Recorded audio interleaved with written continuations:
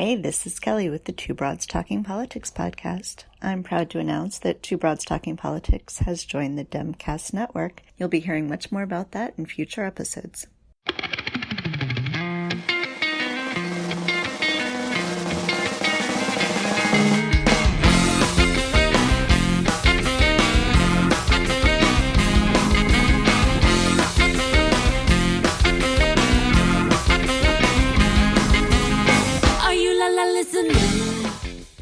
Hey everyone, welcome back to Two Broads Talking Politics. As usual, I am one of your co-hosts, Sophie, and I'm here with my other co-host, Kelly. Hey, Kelly. Hey, Sophie. Hey, and tonight we are talking to Jennifer Kitchen. She is running for the Virginia House of Delegates from District 25. Welcome, Jennifer. Hey, y'all. Thanks. Hey, it's great to have you here. Oh, my dog also says hello. Did you hear that? Hello. What's your dog's name? Her name is Tonks. I'm a Harry Potter fan, so. That's a great name. So can you just sort of start off by telling us a little about yourself and kind of how you came to be running for the House of Delegates? Sure. So I'm from Augusta County, Virginia, born and raised, very rural part of Virginia. I have two children who go to public school here. I've been a community organizer in the area for about 3 years. I really got thrown into that after this weird election thing that happened in 2016. I don't know if y'all remember anything about that. So I found a really big gap in our community where people didn't have space to come together and have difficult conversations facilitated. So I found a role in the community to help lead some of these conversations around specifically guns and to help connect different organizations to share resources so that they weren't doubling effort and spending more time and money than they needed to. And so in that role, and in my role last year as a field organizer, knocking doors during the last election cycle and having a lot of conversations with people, I realized that I already had a lot of information and a lot of tools that would be useful in Richmond. When I found out that the person that had ran the last two election cycles was not going to run again, I decided that I was the person that needed to step up into that role and try to flip the seat. So I know it's fair season right now, and I think people are noticing the presidential candidates out at fairs in places like Iowa, but it looks like you got to go do some campaigning at the fair as well. Can you talk some about that, what it's like to do that sort of retail politics? Sure. I've done a couple of fairs this year, and some of them are fun and wonderful. We had a great time at the Augusta County Fair several weeks ago, and there are people of all thoughts, all political ideas, and everyone got along great. And then this past week in Rockingham County, the atmosphere was quite a bit different, unfortunately. You just sort of never know how you're going to be welcomed into a community. Unfortunately, with the current atmosphere, people feel more emboldened to try to engage people in arguments in public spaces. And it was a really uncomfortable experience.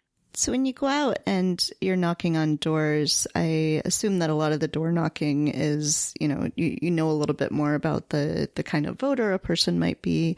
What has that experience been like in your district? Are people excited that there's a Democrat running? What does that look like? The door conversations are always wonderful. And it's interesting because even if you're knocking a door where someone doesn't necessarily share your political viewpoint, it's much easier to have a reasonable conversation and find some common ground when you're just talking to someone one-on-one at the door. We've had a lot of positive conversations, a lot of people who are happy to see a Democrat running, but they're also happy to see someone who is running to represent the people of their district and not a political party. I am running as a Democrat, but I'm not running to represent the Democratic Party. I'm running to represent the people of the 25th District and rural communities that are consistently forgotten about and under-prioritized in Richmond. one of the things I found really interesting on your website, browsing through your position on issues, was the idea of the legislation on the Bank of Virginia. Can you tell us a little bit about this idea for Virginia Public Bank? Sure. I'm actually really excited about the idea of creating a public bank. The Bank of Virginia Act would create a bank that any money paid to the state of Virginia would go into this bank. So this is not a bank that any resident could deposit or withdraw money from. This would just be money paid to the state, because right now money paid to the state of Virginia goes into an account with Bank of America. And when you bank with a corporate bank, you're paying fees, often exorbitant fees, on this money.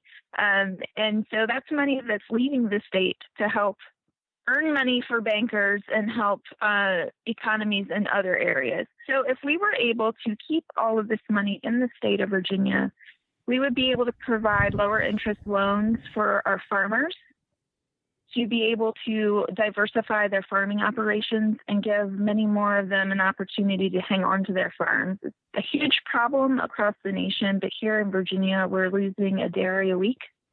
In the past 15 years, we've lost 50% of the dairies in Augusta County. We need to be doing something to help our farmers. And I think that the Bank of Virginia would give us a great opportunity to be able to do that. That sounds excellent. And it's kind of surprising that that's not something that is already done in more places. Yeah. It's really exciting. Actually, the Bank of North Dakota was created in 1919, so 100 years ago, by farmers who sort of saw the writing on the wall and saw that they needed to take care of themselves in their best interest. And it's still going. There's still the Bank of North Dakota, and it has weathered some of the craziest financial ups and downs better than most corporate banks. So it's a model that we've seen work. So I noticed that you also talk about a Green New Deal for Virginia. What would that look like for you, and how do you see that really benefiting the people of your district? So one of the biggest issues in my area is the Atlantic Coast Pipeline, and there are a lot of people who are concerned about that. And one of the biggest arguments for it is jobs. And of course, there's also the argument that any number of jobs that are brought here for the pipeline will be temporary. Where we could be looking at longer-term projects, solar projects, wind, and options that would create jobs as well, and they would be jobs that would be longer lasting. One of the other pieces of this, and in helping farmers diversify their operations, is we can start looking at increasing the growth of industrial hemp. Industrial hemp is a great soil remediation plant. It can be used to create fiber. It can be used to create some plastics, and it can be used to create some fuels. So that would give us an opportunity to not only help our farmers, it would give us more industry for the area, and it would also be beneficial to the environment. Actually, industrial hemp is a carbon negative plant. Actually, it's taking stuff out of the air and putting it back in the soil where it belongs. Speaking of environmental things, I just happened to notice on your Facebook page you talked about going to this place called Refill, which is exactly what my husband has been looking for in Chicago, and we haven't found it. Oh my goodness, Stanton Beach, Chicago! Wow. That's amazing. It's a wonderful new store. So they have these huge containers, these huge plastic, barrels full of detergent and dish soap and cleaner, and you can bring in your own containers, fill them up. You're not consistently buying more plastic. That in our area, we're no longer able to recycle.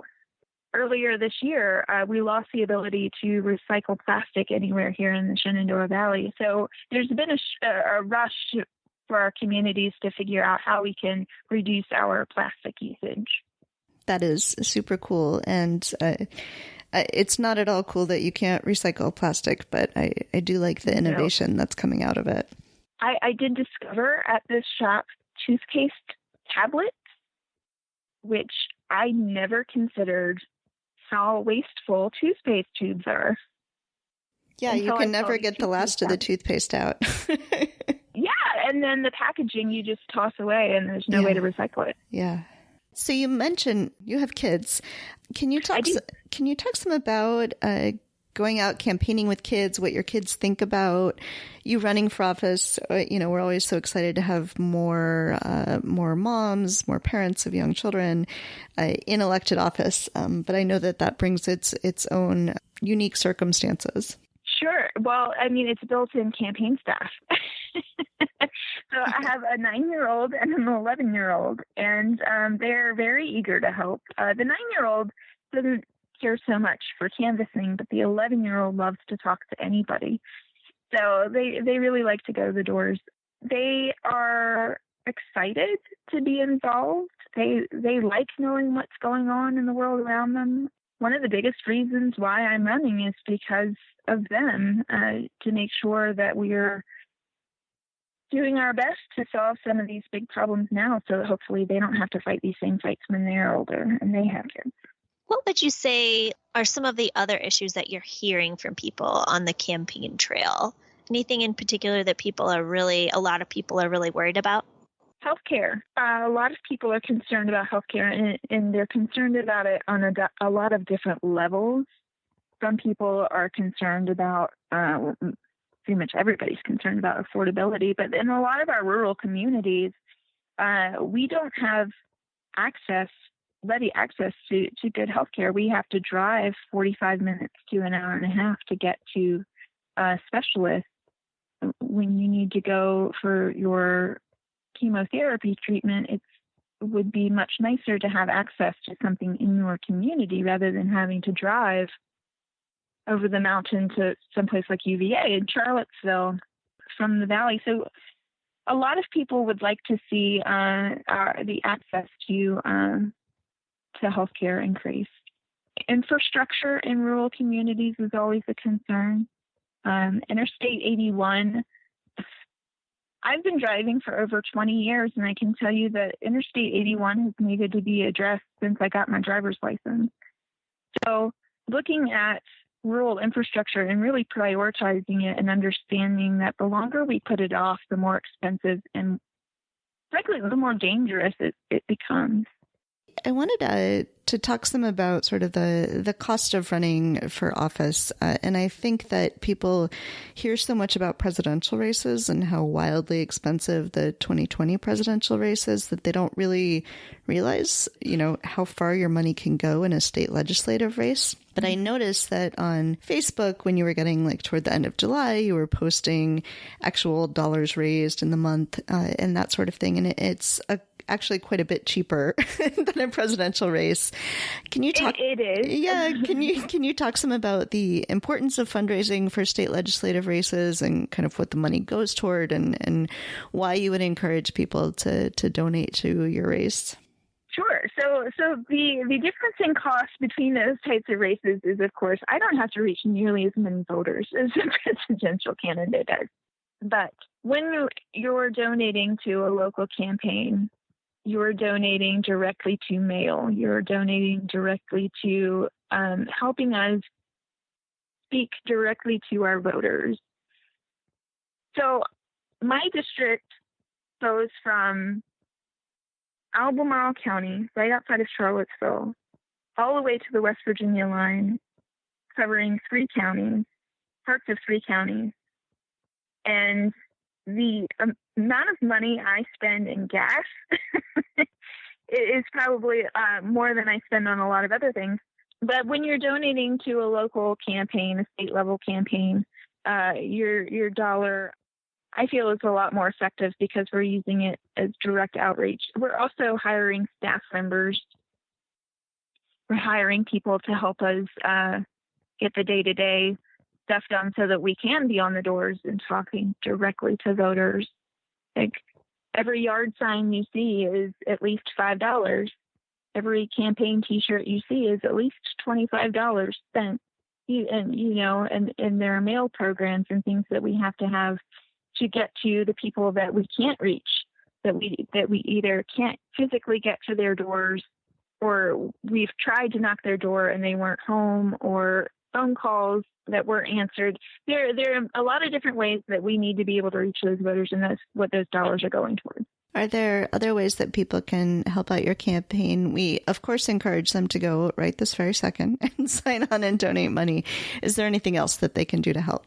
Absolutely. If you live anywhere near where I'm running, come outdoors. That's the most effective way to win, is to get out and outdoors, talk directly to voters, and help them understand how important local campaigns are. Local politics affect you more than national politics. The decisions that are being made at the state level affect your day-to-day life a lot more than I think people realize. Writing postcards is always helpful. Sharing a social media post, if you share something with your friends, they might see that we're running and decide that they want to donate to the campaign, or they might know somebody that lives in the area that they want to encourage to get involved. So all of those things are helpful. And I'd just like to note for our listeners that you have been endorsed both by Run for Something and Vote Mama, to friends of the podcast. So that's important information as well. Yes, and they've been great. Is there anything else that you would like to make sure that we talk about? Of course, because I live in rural America, I just really feel that in order for us to move forward here in Virginia and really across the country as we're looking towards 2020, we need to focus on rural communities. And it's really easy to, I guess, sort of stand, the analogy, you stand on one side of the road and you yell for somebody to come across to meet you where you are. But what we really need to do is walk across the street, take their hand, and walk them back with us and explain to them how to move forward instead of arguing and yelling and wondering why they haven't gotten there yet.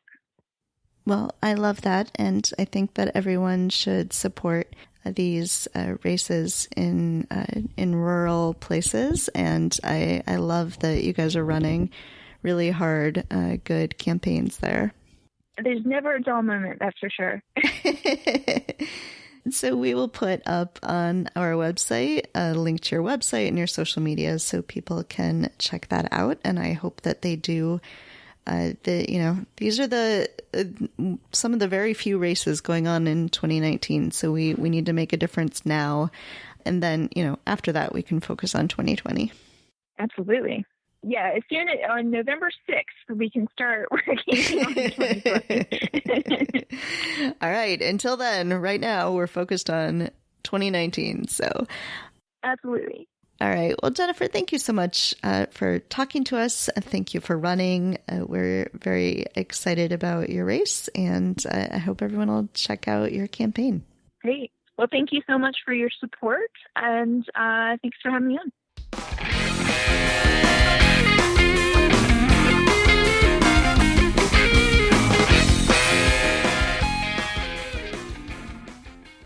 Joining us today is Annette Hyde, who is running for the Virginia Senate in the 24th District. Hi, Annette. Hi, ladies. So, Annette, we are pleased to be talking with you. We are super excited about these Virginia races and hoping you guys can flip both chambers here in 2019. That's our goal. Yeah. So could you start by telling us just a little bit about yourself and why you're running for the state Senate? I'm a yoga teacher that lives in Madison County, Virginia. I am married and I have 2 adult sons. I never thought about even thinking of getting into politics until 2016, after the election of our president. But it really wasn't until January of 2017 that I really decided to run for office. And that was because of the confirmation of Betsy DeVos as Secretary of Education, especially the one question that Senator Tim Kaine had asked her about the Individuals with Disabilities Education Act. She couldn't answer the question because she didn't realize that was a federal law. And as the mother of a son who was diagnosed with bipolar disorder at age 8 and received special education services through the public schools, I was not about to let that happen, not to allow any services be denied for special needs kids. So I decided to run for office for the House of Delegates in my district. I ran for the Democratic nomination. I lost that nomination by 1 vote at the convention. And I decided after that, I wasn't done. I was going to challenge our 23-year incumbent senator who hadn't had a Democratic challenger since 2007. My district is divided by part of the Blue Ridge Mountains. So there's 2 distinct parts of the district. Our senator doesn't seem to come over to my side of the district unless it's time for an election. And after spending the last almost 2 years in his part of the district in the Shenandoah Valley, I discovered he didn't spend much time over there either. It was time for someone to represent the people of the district, all of the people of the district, not just part of them. And if nobody else was going to do it, I was going to do it. I can imagine you spend a lot of time talking to people while you're campaigning. Can you tell us a little bit about some of the issues that people are talking to you about? The biggest issues facing my district are, number one, lack of fast, affordable, reliable internet service. It's affecting home sales because the first thing that realtors are asked in this area is about internet service. It's affecting small businesses. A lot of people don't want to open a small business in this area because of the poor internet service. And it's affecting our school kids. If kids at home don't have internet, they have 2 options where I live in Madison County. They can either go sit outside the library parking lot where they keep the Wi-Fi on 24/7, or they go to McDonald's when it's open. And in fact, the biggest usage of our library's Wi-Fi is at 4:30 a.m. This is when people come to the parking lot, sit in their cars, they check their email, they check their Facebook, they check the news before they go off to work in Northern Virginia. Second issue I hear about is healthcare. Last year, Medicaid was expanded, which means over 400,000 Virginians finally can have access to quality health care. But there's a lot of people who don't qualify, including me and my husband. My husband was, quote unquote, retired from his job in 2017. Our only option for health insurance was the Affordable Care Act. If we didn't qualify for subsidies, we wouldn't have insurance. My husband and I are both 60. We're 5 years away from Medicare. That's a very scary prospect for somebody my age not to have insurance. What I would like to see is a public option to buy into Medicaid at the state level. Bring more people into the system. It will definitely help our rural hospitals, because our rural hospitals are suffering because of the lack of payment that people can make with people not having health insurance. Third big thing is education. As I said, the main reason I decided to run for office was the fear of especially special education services being cut or denied. In Virginia, they talk a good talk about having the best public schools. Well, in Virginia, we're 12th in the nation in per capita income, but we're 42nd in the nation when it comes to per pupil spending. That shouldn't be happening. And it's really obvious when you go into a rural school where they're trying to recruit teachers to stay, to keep some sort of continuity with teachers. But when they get teachers, they'll stay here for a couple of years, and then they'll go to the urban areas where they can make a whole lot more money. Our primary school here in Madison was built in 1977. It's going to take anywhere between $10 to $12 million in renovations. Madison County only has 13,000 people. We can't afford that. And the state really needs to be providing more funding to at-risk schools like the ones in rural communities, just so our kids can have an equal chance with a great education. And the environment's also a big issue as well, especially in the Shenandoah Valley part of my district. The Atlantic Coast Pipeline is scheduled to build 55 miles of pipeline in Augusta County, which is the biggest county in my district.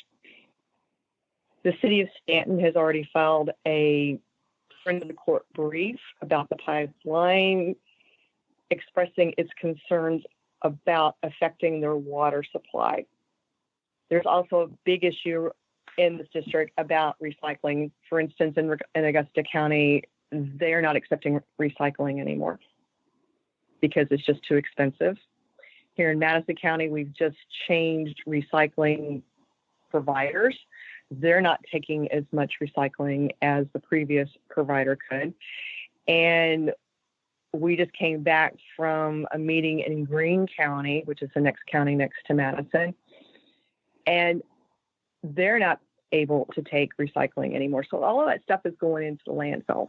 We need to find ways, combining with businesses, state government, local government, to find more biodegradable and reusable ways that we can have containers. I noticed that on your website, you list that you're a Moms Demand Action gun sense candidate, and I've seen you on social media, doing activities with Moms Demand Action. It seems like the landscape has completely changed in the past 2 years since Virginia last had elections, with people being so much more forward with their, affiliations with Moms Demand Action and being gun sense candidates. How is that received on the ground in your district? What we're trying to do with our local chapter of Moms Demand Action is promote gun safety. And Moms Demand Action has a Be Smart program. We're trying to get folks to realize that if you have guns in your house, that you need to secure them, especially if you have children or teenagers. Locking the gun up separate from the ammunition. Working with local sheriff's departments to provide gun locks. But we try, especially in rural areas, as I said, to take this as a gun safety measure. We still get pushback from a lot of gun owners in the area, thinking all that Moms Demand Action wants to do is just take away the guns. And having honest discussions with folks saying that we are for the Second Amendment, but we are also for gun safety. And it was very disappointing in July when the Republicans in the General Assembly adjourned after 90 minutes without taking up any single piece of gun safety legislation. There were 128 bills ready to go. And the Republicans in the General Assembly decided to punt. We could be talking about universal background checks, which the majority of gun owners want. We could be talking about extreme risk protection orders or red flag laws, which law enforcement wants. That's why it's really important that we flip the General Assembly in November, because otherwise none of these bills are going to be able to come to the floor. All gun safety bills that have been proposed in both in the House and the Senate, especially in the House, go into a subcommittee where they never see the light of day because the Republicans have a majority on that committee. And from our leader at Moms Demand Action, who's been in some of these subcommittee meetings, how the delegates on those committees really sort of laugh off and show disdain for these gun safety laws, because they fear that any gun safety legislation is just going to mean they're going to go on that slippery slippery slope to get their guns taken away from them. And it's just not the case. So I noticed that the current incumbent in this position who you are running against in this race, I believe his name is Emmett Hanger. He has been running unopposed a lot. I think in 2011 he didn't even have a primary. And then in the last race in 2015, there was no Democrat, I don't think, that even opposed him. But now you're here. Are people excited that there's a Democrat running in this district? Are they surprised? What has been the reception to your campaign in general? In fact, Senator Hanger hasn't had a Democratic challenger since 2007. So it's been 12 years. We've been targeting strong Democrats, lean Democrats, independents, just to let them know that finally, after 12 years, that they do have a choice at the ballot box. And people are very excited. Actually, I knocked on one door yesterday in Fishersville, and the gentleman opened the door, and he said, "You mean I don't have to write my cat's name on the ballot this time?" I love that.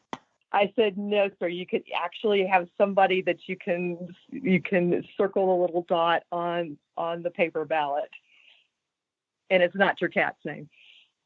So the response has been very positive, and I believe I've got a really good chance because people are ready for change. And even if I go to the door and they say, "Well, Senator Hanger's done great things," but they also come back and say, "Well, yeah, he's been there for 23 years. It's probably time for him to retire."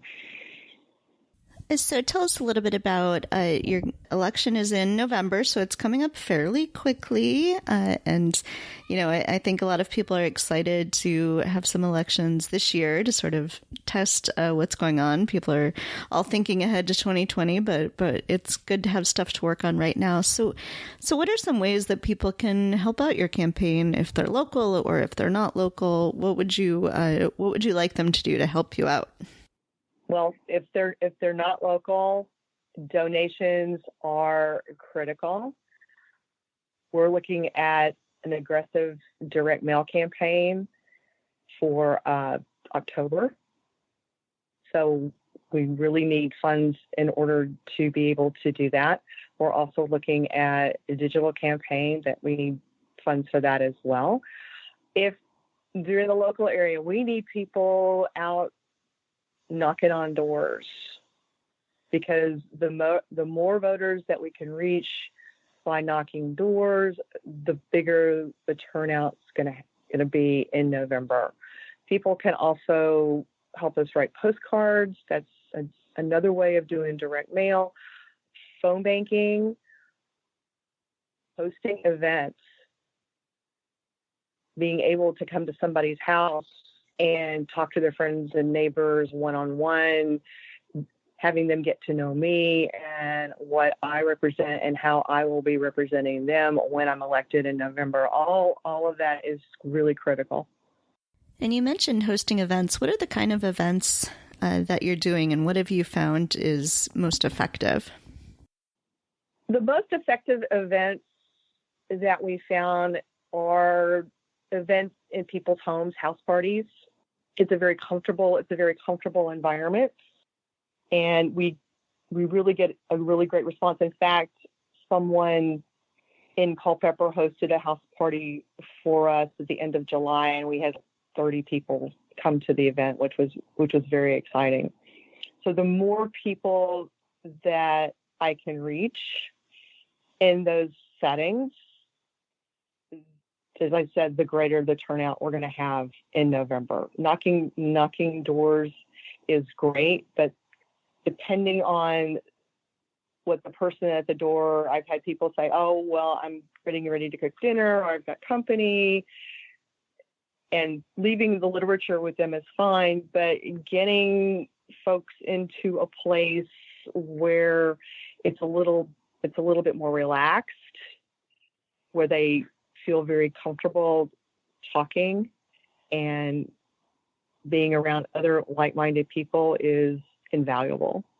I was at a panel at a convention a month ago, I think, about Democrats running in rural districts and how important that sort of one-on-one, getting to talk to people, building relationships, and so the importance of house parties because people can build relationships and see that other people are there and communicating with the candidates, and that, it's much different than if you're running a race in a big city, for instance. So I really love the way that Democrats are thinking more and more about sort of how to run in all these different kinds of districts. Well, what you find in these rural districts, especially prior to 2017, is Democrats in these districts thought that they were the only ones in their neighborhoods. And what 2017 did was help rural Democrats realize there are more of them than they thought. I like to tell this story that I heard from a friend of mine in Waynesboro. He was out canvassing with one of the House of Delegates candidates. They came to a house, knocked on the door, the lady answered, and she was whispering. And they asked her in another whisper, "Why are you whispering?" And she said, "Because all my neighbors are Republicans, and I don't feel comfortable having you guys at the door." And he replied, "Well, we just went across the street and talked to that person, and then this person 3 doors down, we've talked to them, and they're getting ready to put a yard sign in their yard." So what it's done is expanded a community of like-minded people, and realizing that you're not alone